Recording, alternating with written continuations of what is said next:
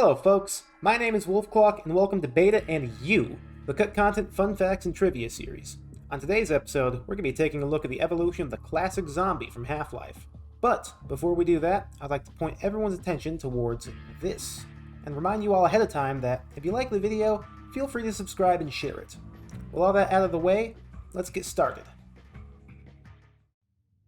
To start this evolution video off, here's the concept art for one of the earliest renditions of the zombie. Now, we didn't actually get a zombie in-game until somewhat late, that being after the leaked alpha build, so we don't have any actual models of the pre-release zombies themselves. That being said, if devs had gone along with this design for the headcrab, and, by extension, the zombie, this may have been what we would have gotten. This is the first zombie that ever received a model and was placed into the game. The design includes blue pants and brown shoes, making this a zombified version of the alpha scientists. Interestingly, this version of the zombie actually stuck around even after the scientist models were changed from wearing blue pants to white pants, and this promotional image shows them side by side. Unfortunately, we don't have any actual official versions of the model itself as far as I can recall, although the mods Half-Life Absolute Zero and Half-Life Signal Lost include remakes of the zombie with varying degrees of accuracy between each of them. Here, we have the second of the unreleased early zombies from Half-Life 1. This funky zombie is based off the scientist concept created by Chuck Jones, no, not the Looney Tunes one, which later became the basis for the slick scientist variant. Interestingly, as far as we know, this version of the scientist was never modeled, even though the head made it into the final game and the body was used as the basis for a zombie variant. One interesting thing about the zombie variant is that a piece of its texture sheet was actually released. The chest maw texture was used for an enemy in They Hunger, who were one of the few outside teams to ever get the full SDK access. Finally, to wrap up Half-Life 1, we have the final version of the zombie that was used in the game. Like always, there's not much to say about it. The design is based off of the final scientist.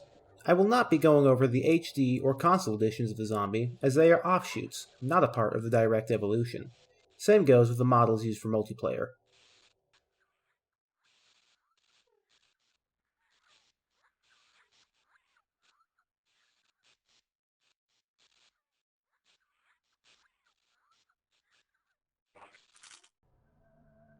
Here we have what is likely the first unique zombie model ever made for Half-Life 2, the Wasteland Zombie. The Wasteland Zombie takes its name from the shared design it has with the Wasteland citizens of the same era.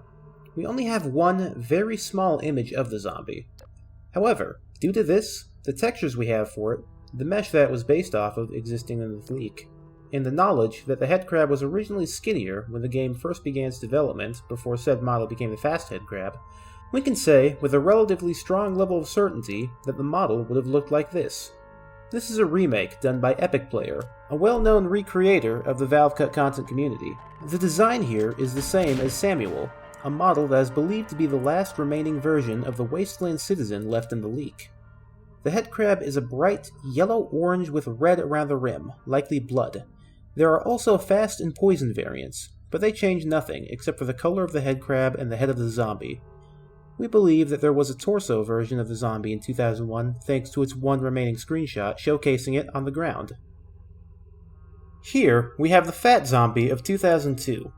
This full model is a recreation, but all of the geometry is original, thanks to the zombie torso and zombie legs of the leak still being for this version of the model. As the name suggests, it's fat and bloated, actually being the only version of the zombie, save for the Half-Life 1 concept art up to this point, that doesn't include a chest maw, instead having a bloated, pus-filled torso, likely harkening back to this piece of concept art for Half-Life 2. We would not see a closed-chest zombie until the release of Half-Life Alyx in 2020, a full 22 years after the creation of the enemy. Onto some more information about it. The Fat Zombie is based off of the 2002 Blue City Citizen, as seen by the scraps of clothing left on the arms. There are actually two different torso textures for this version of the zombie that have minimal differences between one another. The one that's used contains what is likely supposed to be bits of clothing, whereas the unused version includes an alpha channel which would have been used for reflections. Although this model would exist for a while and is seen in a fair number of screenshots, including on the Borealis, it would be replaced by another zombie based off of the same citizen design. This is the zombie as it appears in the Half-Life 2 leak, as well as throughout most of 2003, and possibly into early 2004 as well. As you can see, the chest maw has returned, and is still based off of the Blue City Citizen of 2002. What you may not know about this version of the zombie is that the head is completely missing, instead replaced by a jawbone that would later go on to be used by the Zombine in Half-Life 2 Episode 1. The head crab is now bloody, but this version of the model would also go on to use a clean version of the same head crab, which was only ever seen in screenshots.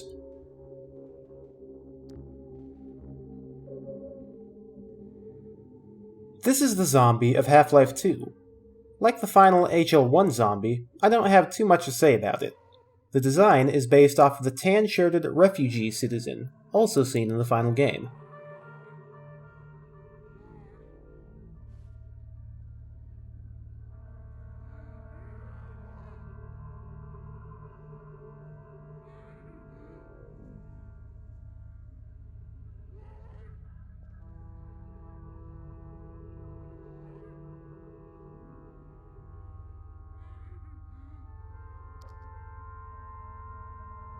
Interestingly enough, although we see headcrabs latch themselves onto citizens wearing the standard shirt, we never see a zombie using these shirts. Also interesting, there were no zombies for the era of the early 2004 straitjacket or corset citizen, whose design made it onto the corpse model in the final game. Found and restored from its broken UVs by Reddit user Serious Wolf, this model appears to be that of an earlier version of the Half-Life Alyx zombie. Because of the lengthy and still relatively unknown development cycle of Half-Life Alyx, we don't know when this zombie model was used. I would wager likely around 2018, but unfortunately I don't have any evidence to back up this claim. Here we have a collection of renders for the zombies seen in Half-Life Alyx.